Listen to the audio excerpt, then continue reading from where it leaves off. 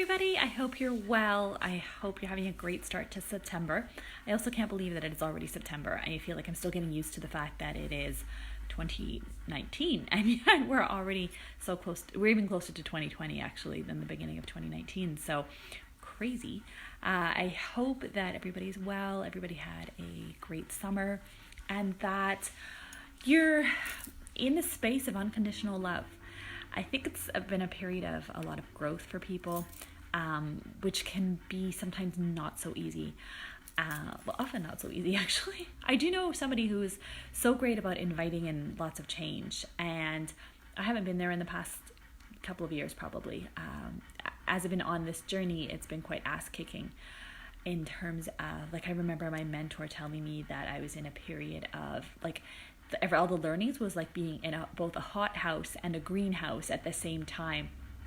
And it was very intense and very focused and dedicated and what's the word, very directed, I suppose. It was just an intense and directed time of so much learning, which was great, and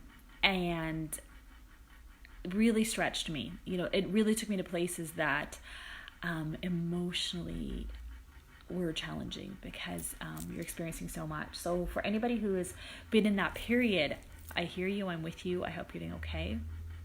For those of you that are in flow, maybe, I hope that, your journey continues in a nice way. I've really been looking at soul, over the past 18 months actually.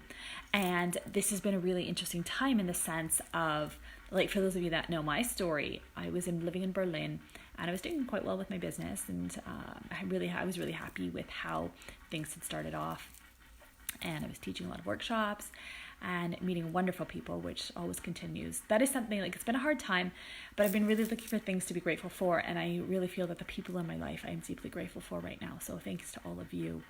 You know who you are, and if I haven't met you, thank you for following me. I really appreciate your taking the time and for keeping up that connection and choosing to follow my work. Hi, someone's here. I would love to know who it is. Please, please post.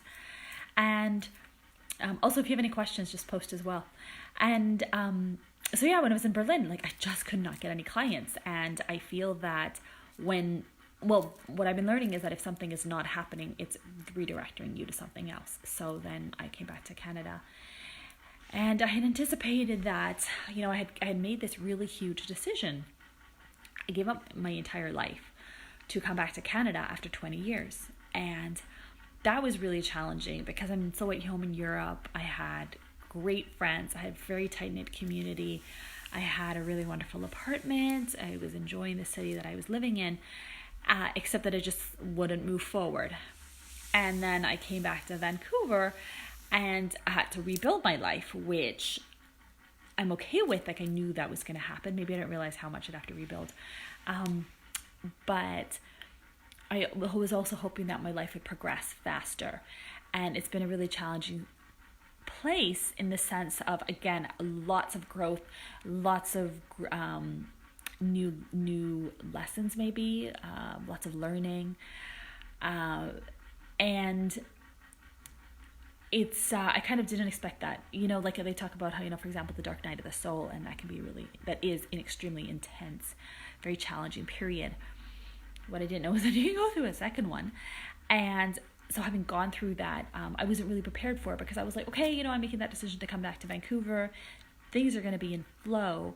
But I felt like I was rewinding a lot, maybe to the beginning of my personality, maybe. And not letting go of lots of things and shifting and doing a lot of shifting on the inside. And it was really challenging because I was saying, but damn it, I gave up my entire life to come to Vancouver. And I was hoping that it would be more in flow because I was feeling so stuck in Berlin after a period. And I thought, okay, well, I'm making this change, and hopefully it's headed towards the place I want. And I still think that it is, but getting there has been a lot slower.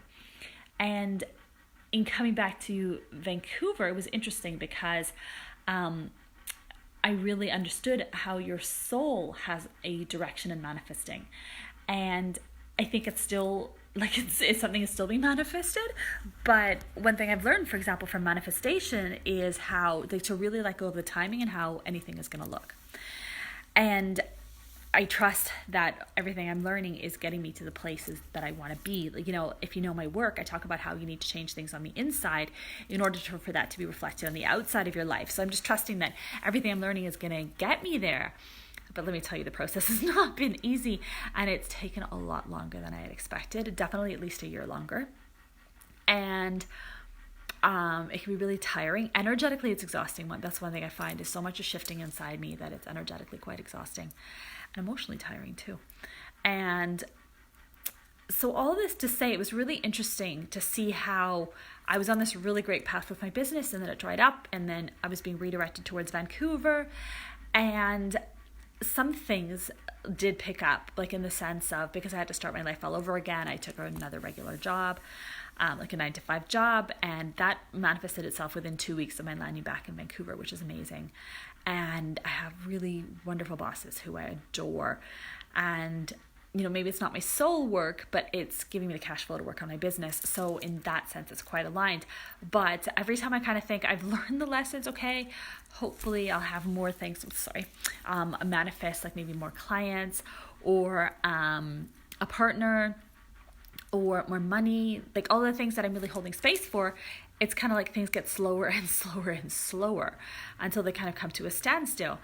And it just makes me think, like we can set all these intentions, and we can set all these plans, and we can say, okay, it's going to happen by a certain time, and this is what I'm manifesting, and we can make all these plans for us. But what we really need to do when we're surrendering is, or when we're manifesting, is surrender. Is to surrender that timeline, truly to surrender the outcome. For me, it's really about surrendering the timeline.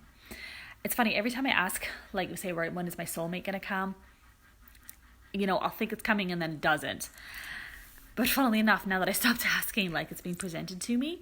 And so there is kind of this thread in the background of our lives saying, and it has an intention, and it has a path and a direction, and we really have to have the courage to be able to just follow it.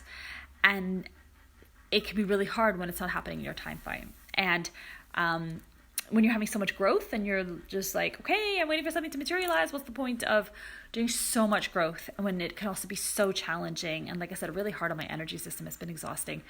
I'm like, what is the point? What is the point of all this? And to stay in faith.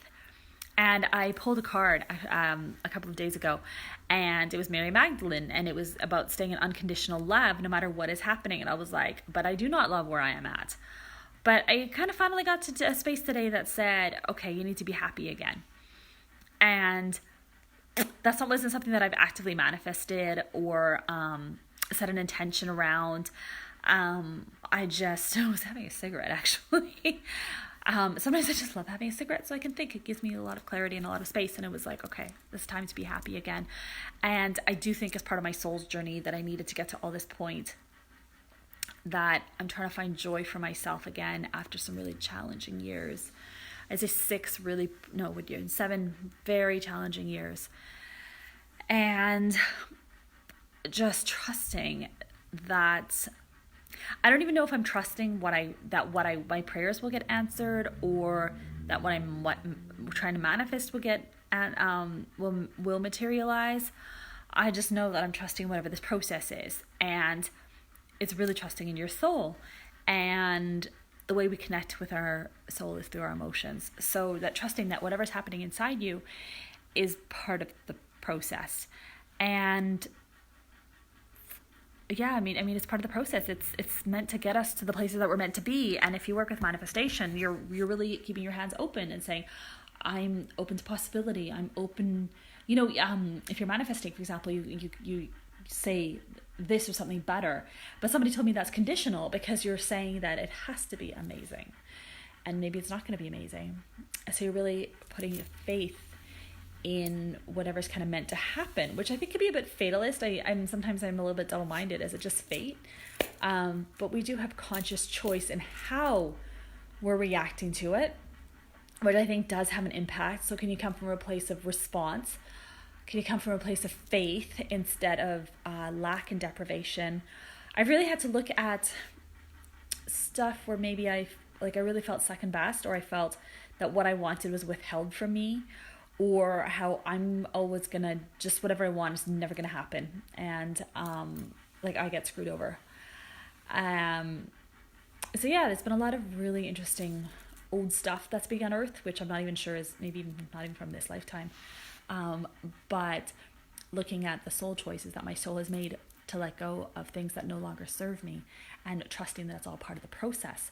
So when we're manifesting something, and I'm really fascinated by the emotional side of manifesting, because for example, we can set an intention, we can manifest something, it can come, but that's kind of almost beginner level, and great if you're there, nothing wrong with it. But the deeper you go with it, you realize it's so much about your emotional connections to yourself and to life.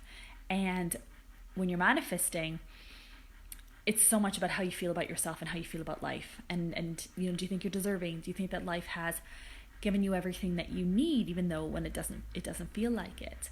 And can we choose to stay in a space of unconditional love? And days that we can't stay in a space of unconditional love because we are not there.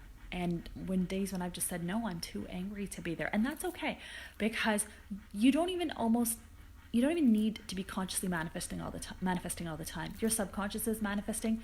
Your soul is manifesting for you. It is leading you on the path. So you're really trusting, and your soul is higher self as well. It's like trusting your future self, that everything's going to turn out okay. It's trusting life. It's trusting the divine within you, that there is a path and that there is a direction. So all that to say, it's like, well, give up on the timelines, give up on everything that you thought how it was going to be. Sometimes things really need to fall apart for you to surrender and say, okay. I love that quote that says, let go of the life you thought you were going to have, and allow this new life that's trying to work its way through your consciousness. Hi to whoever's been on. So yeah, my challenge for you today is look at where you can really let go and trust. It'll show you where you don't trust. It also shows you how I think it's really important to know how to stay connected to yourself and how to make sure that you're staying happy. And I don't think happy in a sense of this kind of woo-woo, let's stay positive, but just how can you find joy for yourself when things are really challenging? Because, I value myself well enough to know that joy is important to me, and it's a shift that I need in order to feel happier in my life. And if I'm going to feel mad in a few minutes, I'm going to feel mad. But right now I really want to be striving for joy because it's healthy for me. And let's see how it goes. So look at the places in yourself where you can make these shifts, and where you can also connect to your soul. And then it will start showing you how it's guiding you. And it's really fascinating when it starts happening. So yeah, I will be back next Monday again with more stuff on manifestation. If you have any questions, please pop them in the comments below. I have a Miracle Monday coming up on Monday, October the 4th from 6 to 8 p.m. at Highcroft. And that is going to be on expanding into abundance. So that is looking at how to expand, because life is always expanding. When we tap into that expansion, that's how we create abundance. So that should be really exciting. I'd love to have you. There's information on my Facebook page. And yeah, I'll be back next week. Take good care, and thank you for watching.